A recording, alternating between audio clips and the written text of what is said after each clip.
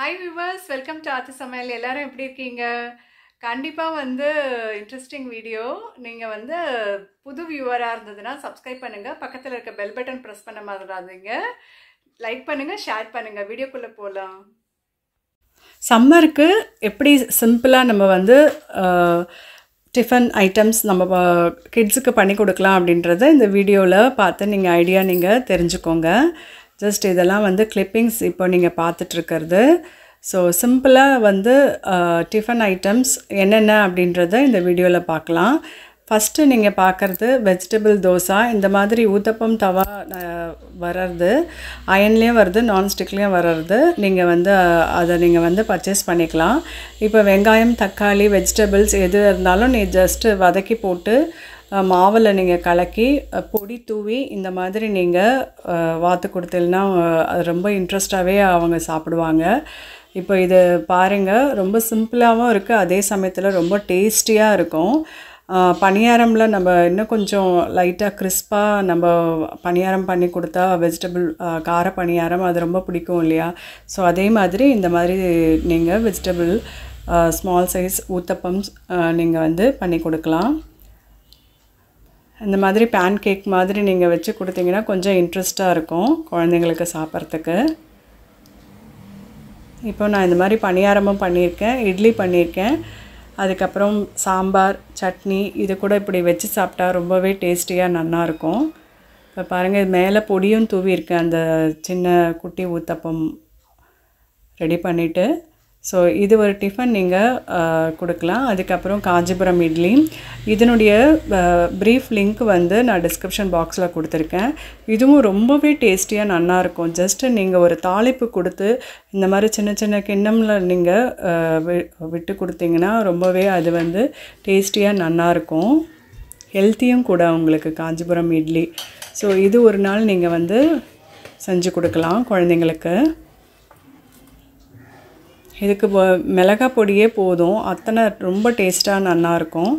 அடுத்தது இந்த மாதிரி பன்னீர், ஜஸ்ட்டு நீங்கள் மாவு போட்டு பிசையும் போது கொஞ்சமாக வந்து மசாலா பொடி, அதுக்கப்புறம் வந்து மஞ்சள் பொடி போட்டுட்டு அதுக்கப்புறம் நீங்கள் பிசைஞ்சு எடுத்து கொஞ்சமாக கஸ்தூரி மேத்தி போட்டுக்கோங்க. போட்டுட்டு அதுக்கப்புறம் பன்னீர் நீங்கள் நல்லா துருவிட்டு உள்ளே ஸ்டஃப் பண்ணி இந்த மாதிரி நீங்கள் நல்லா இட்டு கொடுத்தீங்கன்னா கண்டிப்பாக வந்து அவங்க இன்ட்ரெஸ்ட்டாக சாப்பிடுவாங்க.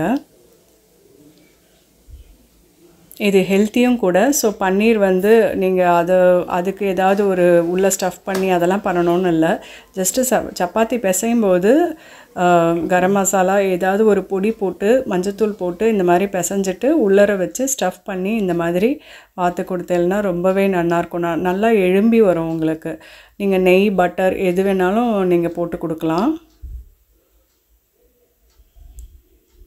ஸோ காஞ்சிபுரம் இட்லியினுடைய ப்ரீஃப் அந்த லிங்க் வந்து உங்களுக்கு டிஸ்கிரிப்ஷன் பாக்ஸில் இருக்கும். கண்டிப்பாக அத்தன்டிகேட்டட் ரெசிபி அப்படின்னு டச் பண்ணி பார்த்தீங்கன்னா அதில் நிறைய உங்களுக்கு சிம்பிள் ரெசிபீஸ்னுடைய லிங்க் இருக்கும்.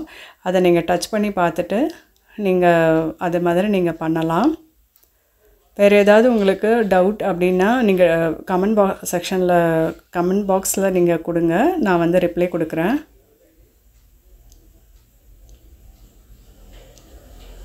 ஸோ இதுதான் ஸ்டஃப்டு பராத்தா மாதிரி உங்களுக்கு ரொம்பவே நல்லா டேஸ்டியாக வரும். அதுக்கப்புறம் பார்த்திங்கன்னா வெஜிடபிள் நூடுல்ஸ் வந்து உங்களுக்கு விற்கிறது இல்லையா? ஸோ அது வெங்காயம், தக்காளி கொஞ்சம் பொடியாக கட் பண்ணி நிறைய வெஜிடபிள்ஸ் போட்டு வேக வச்சு எடுத்து இதை தனியாக அதையும் சேர்த்து நீங்கள் மிக்ஸ் பண்ணி நீங்கள் கொடுக்கலாம். மேகியில் மசாலா வரும், அந்த மேகி மசாலாவே உங்களுக்கு தனியாக விற்கிறது. ஸோ அது உங்களுக்கு கிடைக்கலனாலும் நீங்கள் வந்து மஞ்சள் பொடி, அதுக்கப்புறம் தனி கொஞ்சமாக மிளகாத்தூள், அப்புறம் கரம் மசாலா, அப்புறம் ஜீரா பொடி இதெல்லாம் போட்டு நீங்கள் பண்ணி கொடுத்தீங்கன்னா ரொம்ப டேஸ்டியாக நல்லாயிருக்கும். இப்போ நீங்கள் பார்க்குறது வந்து சப்பாத்தி, பாம்பே சட்னி. அதுக்கப்புறம் இப்போ நீங்கள் பார்க்குறது பொடி இட்லி. சின்ன சின்ன இட்லிக்கு உங்களுக்கு தட்டு வைக்கிறது. ஸோ ஒரு நாள் வந்து இட்லி பண்ணுறதுக்கு பதில் இந்த மாதிரி நீங்கள் வந்து பண்ணி கொடுக்கலாம். ஸோ இட்லி நீங்கள் சின்ன சின்ன இட்லி வந்து ஸ்பூனில் எடுத்து அதில் நீங்கள் வாத்து எடுத்துகிட்டு அதுக்கப்புறம் பொடி போட்டு எண்ணெய் போட்டு இந்த மாதிரி நல்லா லைட்டாக நீங்கள் அதில் படுற மாதிரி வாணலில் போட்டு நீங்கள் இட்டு கொடுத்தீங்கன்னா இதுவும் ரொம்ப டேஸ்டியாக ரொம்ப நல்லாயிருக்கும். இந்த மாதிரி ஒரு நாள் நீங்கள் வந்து ட்ரை பண்ணி பாருங்கள்.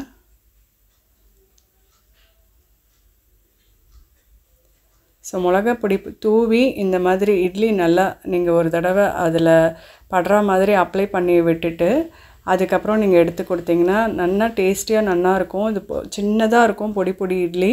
இந்த மிளகா பொடியில் போட்டு ரொம்ப டேஸ்டியாக நல்லாயிருக்கும். ஈவினிங் ஸ்நாக்ஸுக்கும் இந்த மாதிரி நீங்கள் கொடுக்கலாம். நல்லா ஃபில்டாக நல்லாவும் இருக்கும். பெரியவங்களும் நம்ம சாப்பிட்டுக்கலாம். ஹெல்த்தியான டிஷ் தான் இல்லையா? ஸோ யாருக்கும் பிடிக்காதுன்னு சொல்லவே முடியாது இந்த பொடி இட்லியை. ஸோ இது கூட ஒரு காஃபியோ டீயோ நீங்கள் வச்சு சாப்பிடலாம் ஈவினிங் ஸ்நாக்ஸ்க்கு. நான் ஃபஸ்ட்டு சொன்ன மாதிரி இது வந்து ரெசிபியினுடைய லிங்க் வந்து டிஸ்கிரிப்ஷன் பாக்ஸில் இருக்குது. உங்களுக்கு வேணுன்னா நீங்கள் எடுத்துக்கோங்க. சப்பாத்தியும் கடலை மாவு சட்னியும். ஸோ கடலை மாவு சட்னி ஆர் பாம்பே சட்னின்னு சொல்லுவாங்க. இதுவும் ரொம்ப ஈஸியாக பண்ணிடலாம். சப்பாத்தி கூட வெங்காயம் தக்காளி போட்டு ஜஸ்ட்டு கடலை மாவு கரைச்சி விட்டு நீங்கள் ரெடி பண்ணிங்கன்னா இந்த டிஃபனும் உங்களுக்கு ரெடி ஆகிடும்.